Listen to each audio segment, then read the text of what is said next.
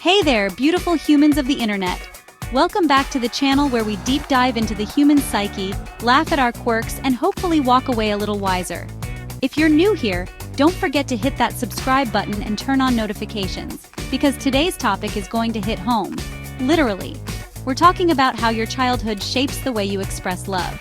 Yes, we're diving into the roots of your love language, attachment styles, and all that good stuff. Grab a cup of tea or wine, no judgment, and let's get into it.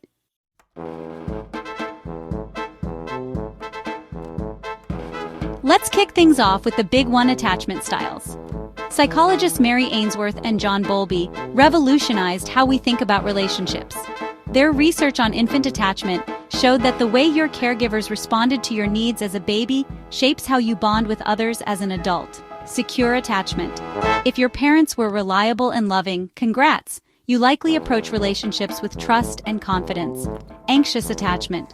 If your caregivers were inconsistent, you might find yourself craving validation like it's the last slice of pizza. Avoidant attachment. And if your caregivers were distant, you probably learned to fend for yourself emotionally. Love? More like, I'm fine on my own, thanks. Raise your hand in the comments if you've ever freaked out because someone didn't text back immediately. No shame, you're among friends here.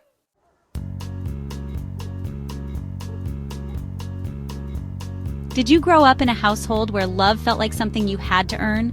Maybe you had to get straight A's, win the soccer championship, or clean your room like a professional maid before getting a hug. This can lead to adulthood beliefs like, I'll only be loved if I achieve XYZ. Research nugget. According to Dr. Carol Dweck's work on growth and fixed mindsets, kids praised for effort rather than achievement tend to feel more secure in themselves. So, if you're still chasing love like it's a trophy, blame the conditional love Olympics of your childhood. And don't forget to drop a comment below if you've ever caught yourself trying to earn someone's affection like it's a merit badge. We're all guilty of it at some point.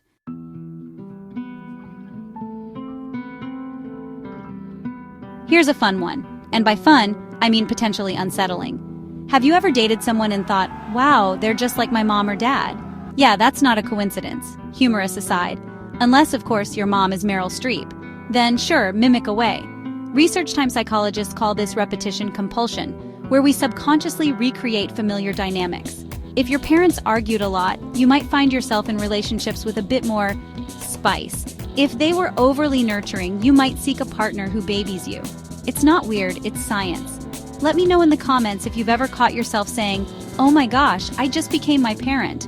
Bonus points if it happened during an argument or while doing something super mundane like folding laundry. Extended thought. And here's the kicker. These patterns can be both good and bad. If you had parents who modeled healthy communication, you're more likely to seek that. But if chaos was the norm, you might gravitate toward drama without even realizing it. Awareness is key.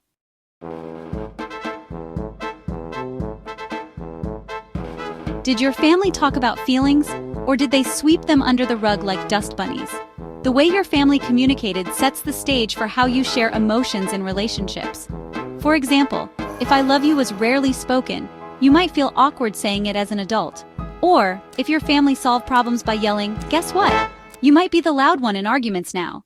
And let's be real, we've all been there. Whether you're the loud talker or the silent stewer, it's all rooted in what you saw growing up. Tip: practice saying how you feel out loud.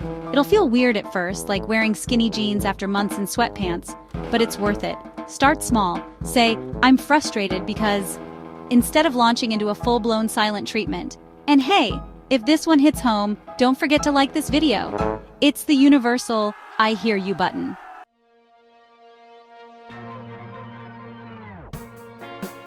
Let's talk about love languages. The way you naturally give and receive love. Dr. Gary Chapman's The 5 Love Languages is basically a Rosetta Stone for relationships. Your childhood often determines which love language feels most natural to you. Examples: words of affirmation. Maybe your parents were your biggest cheerleaders. Acts of service. Did they show love by making your lunch or fixing your bike? Physical touch. Were hugs a family staple? But here's the twist. Your love language might also reflect what you didn't get. If you grew up in a household where physical affection was rare, you might crave it now. Or, if words of affirmation were lacking, you'll melt like butter when someone tells you they're proud of you. Personally, I'm a sucker for quality time.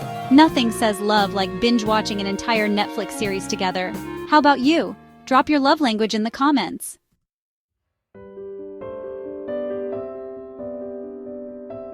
If your caregivers were emotionally available, chances are you're pretty comfortable opening up. If not, you might feel like vulnerability is as risky as leaving your phone unlocked around nosy friends. Science break. According to Dr. Brené Brown, vulnerability is essential for connection. So even if your childhood taught you to hide your feelings, it's never too late to learn how to share. And if you're thinking, vulnerability? Gross. Don't worry. Baby steps. Start by admitting you like pineapple on pizza or something equally controversial. Extended note. Emotional availability isn't just about sharing deep, dark secrets. It's about being present in the moment, listening and showing empathy. If your childhood didn't teach you this, don't fret. These are skills you can learn.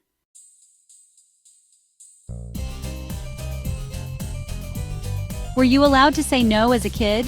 Or did your family expect you to go along with everything? Your childhood sets the tone for how you establish boundaries in love. For example, if you were raised to be a people pleaser, you might struggle to set limits with partners. On the flip side, if your family was overly rigid, you might build walls so high they'd make Rapunzel jealous. Healthy boundaries are like Wi-Fi passwords. Share them with the right people, but keep them secure. Pro tip: practice saying no in low-stakes situations. For example, no, I can't stay late at work, or no, I'd rather not watch that movie tonight. Baby steps, folks.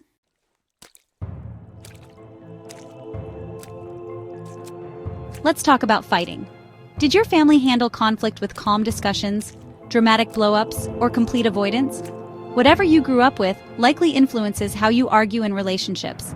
Studies show that how couples handle conflict predicts relationship success more than how often they fight.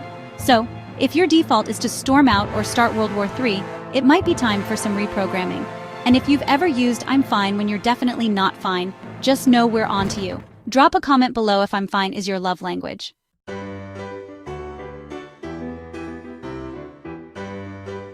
Your childhood plays a huge role in how you see yourself.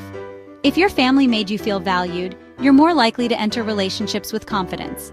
If not, you might struggle with insecurity or settle for less than you deserve. A 2017 study in the Journal of Personality found that early parental support predicts adult self-esteem. So if you've ever felt unworthy of love, take a moment to remind yourself, you're a whole snack, okay? And don't forget to like this video if you've ever hyped yourself up in the mirror. Self-love is where it's at.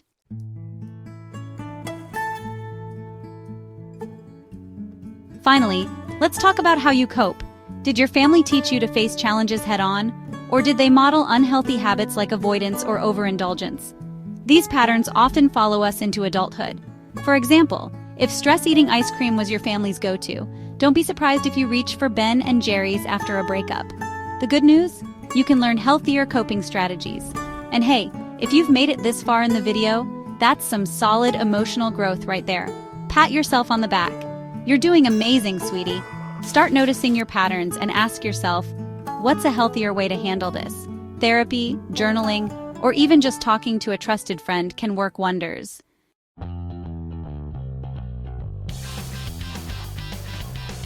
So there you have it, 10 ways your childhood influences your love style. Did any of these resonate with you? Let me know in the comments. And remember, your past might shape you, but it doesn't define you.